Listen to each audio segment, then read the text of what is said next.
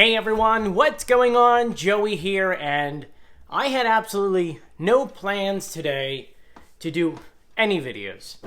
But if you've been following me on YouTube Shorts, on Instagram, on TikTok, and just world news in general, you know that obviously today was a very rough day for our family.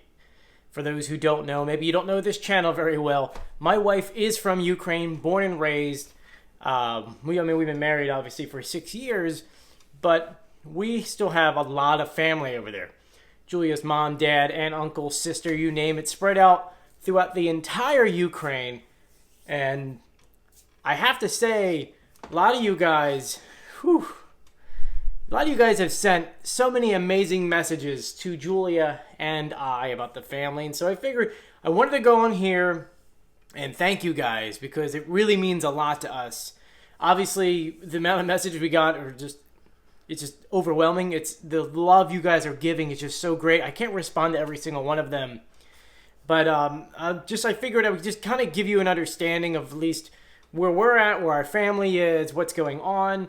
You know, obviously you're going to see everyone and their mother this week, or even today, talk about this stuff. There's a ton of misinformation going on out there. The best thing you can do is, like, right now, I know it's kind of hard, but like the Ukrainian actual news network has been live since the battle had started, or the war had started last night, 11 p.m. our time. And that stuff is like, they purposely even started the broadcast off by saying, we're letting anyone who wants to watch this, before it used to be a paywall. They let it go free. That way anyone who wants to watch it can get full access to it, because they understand that, like, for example, in Russia, there's a lot of state-ran news that don't let you see Western news, American or European. So anyway, let me go ahead and just kind of like break down things that are going on. My family last night, some of the family were stuck in Kiev as the bombs were going off. They attacked the airport.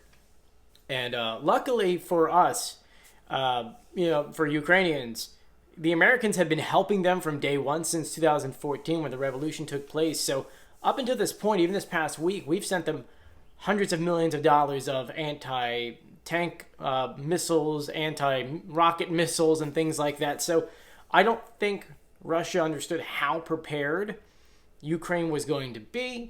You know, their whole original game plan, Russia's game plan, was to get to Kiev by today's like noon. And by now, Russia has attacked on all fronts, whether it be Odessa, whether it be by Belarus. They got through to Chernobyl, a lot of different areas, including right now where there's Russian troops sitting on the western, like northern part, where like Poland kind of meets with Belarus. And luckily for us, the fighting has slowed down a little bit. Ukrainians have been slowly taking back their cities. They've been able to go ahead and build up their footprint there to go ahead and take things back. And so according to my in-laws and everyone else that I know there, luckily my sister had gotten out. So lucky for us, our family that was in Kiev got out. There was a massive traffic jam because as soon as things started going off, people started panicking. But luckily, they got out. And my wife's parents, everyone for the most part is fine. They're all kind of hunkered down. Keep in mind that though it's 5 p.m. over here on the East Coast, there's a 7-hour time difference. So it's nighttime there. And so everyone's kind of hunkered down in their like basements or their bunkers at night to go ahead and make sure that like they're safe if missiles start coming through. You know, the scary thing is the fact that there's like so much information out there, but some of it kind of gets lost of where people are. I could have sworn someone was there, but there's no one there. Or we hear people over here. So for the most part, people are just staying awake and just listening to hear if they hear explosions or tanks or rockets or something like that. And, unfortunately, in some areas, like closer to Crimea, it's gotten to the point to where obviously they're hearing everything. But luckily, the Ukrainian army is pushing back a lot. And I know a lot of you guys keep on saying, well, is the U.S. doing anything really important? Well, yeah. I mean, obviously, we're not sending troops in there. Obviously, NATO has not been attacked. So none of the NATO countries are coming in. But sanctions have really been decimating everything Russian. And it's been going like that for like 2016 and onwards. But the new sanctions that were just introduced just recently really knocked out a lot of the money that was needed for the Russian military. And keep in mind that even though these sanctions are going on, China is still providing Russia with some kind of money. But to go ahead and sanction I think the top 3 Russian banks to not only freeze the Russian assets, but everyone else's assets really do help out. I do know that America has helped out cyberly in the sense of shutting things down or getting information and being able to send that over to the Ukrainians. Like, for example, the Ukrainians, they wound up finding out that they were going to get attacked because of good intel the U.S. had provided.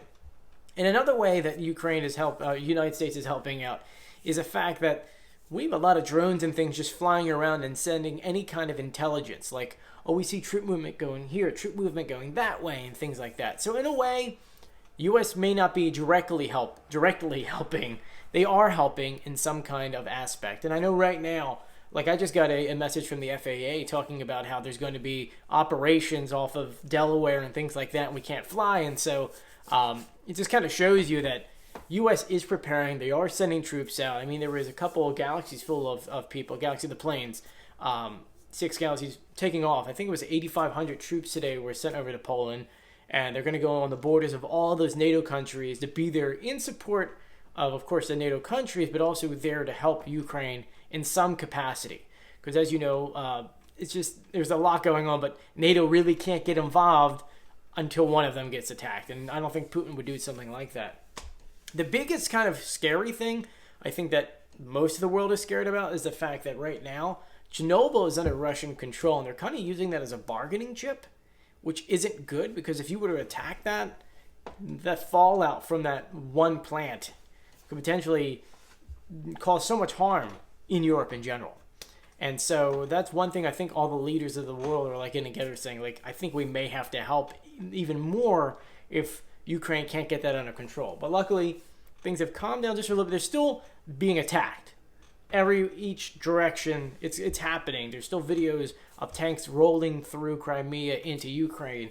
It's just, I think what had happened was that Ukraine was so prepared for this that Russia didn't expect that. And that's very, very good news. So the question is, where are we for right now? I mean, once again, it's nighttime. You know, people are calming down to try to get a little bit of rest. I know, like us, I've slept like 2 hours. I can't. It's such a stressful thing to think about what's going on, and not to like point out places. I really don't want to point out places where my family is, but one of my family, my in-laws are at a place where it's like they're 20 kilometers away from a border where there's Russian troops. So it's like it's a terrifying thing. But at least from my family's point of view, they're okay for the moment. Of course, we all have our plan A's, plan B's, plan C's. But I just wanted to go ahead and once again make this video just to reach out to you guys.